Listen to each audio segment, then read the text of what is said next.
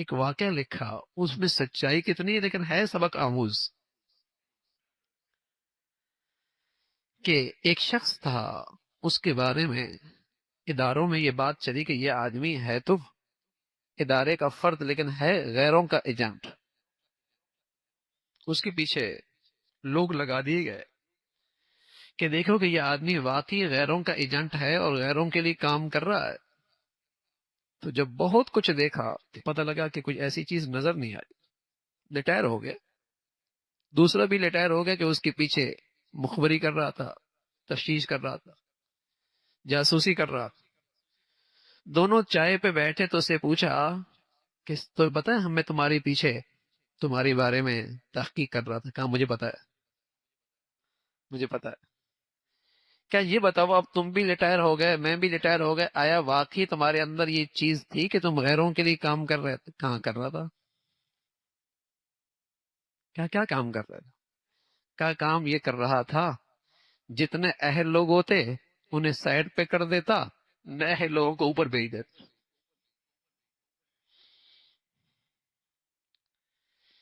اہل لوگوں کو نہیں راستہ رکاوٹ بن جاتا، اور جو نہ اہل ہوتے انہیں اوپر بھیج دیتا. تو کسی قوم کی بربادی کے لیے کافی ہے نا.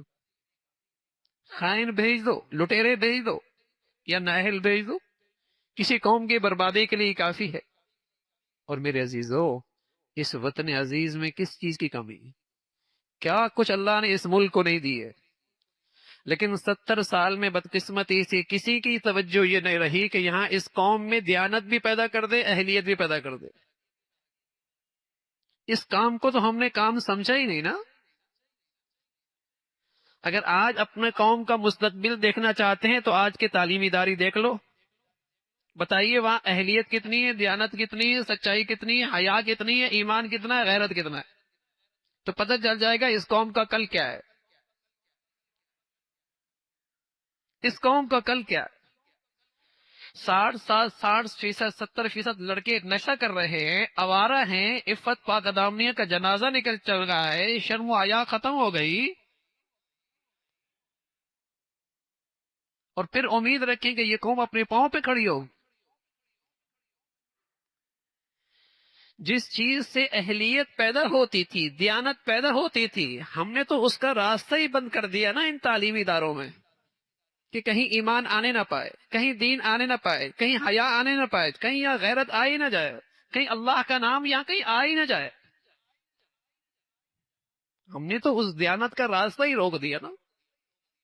دیانت تو ایمان سے پیدا ہوتی ہے بھائی، دین سے پیدا ہوتی ہے، خوف خدا سے پیدا ہوتی ہے، بارگاہ خداوندی میں حاضری کا ڈر، اللہ کے سامنے حاضر ہونا ہے، اس سے دیانت پیدا ہوتی ہے.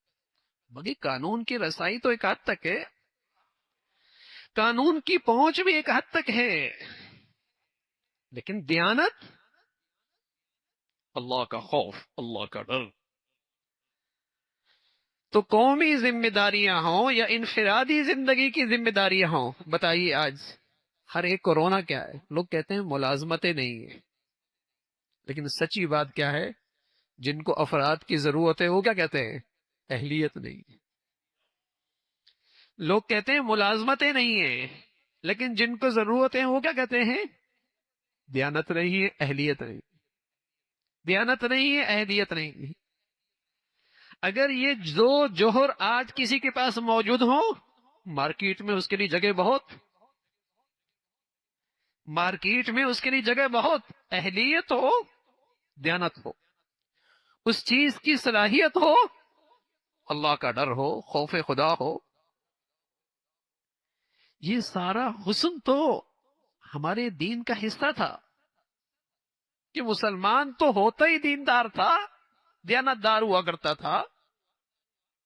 اللہ کے نبی صلی اللہ علیہ وسلم فرمایا کرتے تھے آیت المنافق ثلاث، منافق کی 3 نشانیاں ہیں: اذا حدث کذب واذا وعد اخلف واذا اؤتمن خان.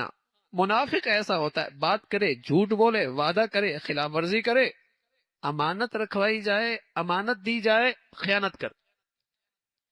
اور روایت میں رسول اللہ صلی اللہ علیہ وسلم نے اس سے آگے بات کہی وَإِن صَامَ وَصَلَّى وَزَعَمَ أَنَّهُ مُسْلِمٌ. فرمایا اس کے کردار میں، اس کی سیرت میں، اس کے کریکٹر میں منافقین کی نفاق کی علامتیں ہیں، اگرچہ نماز پڑھے، اگرچہ روزہ رکھے اور اپنے آپ کو مسلمان سمجھے۔ وَإِن صَامَ وَصَلَّى وَزَعَمَ أَنَّهُ مسلم، اگرچہ نماز پڑھے، روزہ رکھے اور اپنے آپ کو مسلمان سمجھے، لیکن یہ اپنے کردار کے لحاظ سے اپنے اندر نفاق رکھتا، اس کے اندر منافقت کی علامتیں ہیں، جھوٹ بولتا ہے، خلاف ورزی کرتا ہے، خیانت کرتا ہے، ذمہ داریاں سپرد کی جائیں، ذمہ داریوں پر کسی کو لے کے آ رہا ہے، خیانت کر رہا ہے، نہ اہلوں کو دے رہا ہے، خائنوں لوگوں کو دے رہا ہے، منافقت ہے، یہ تو منافقت ہے۔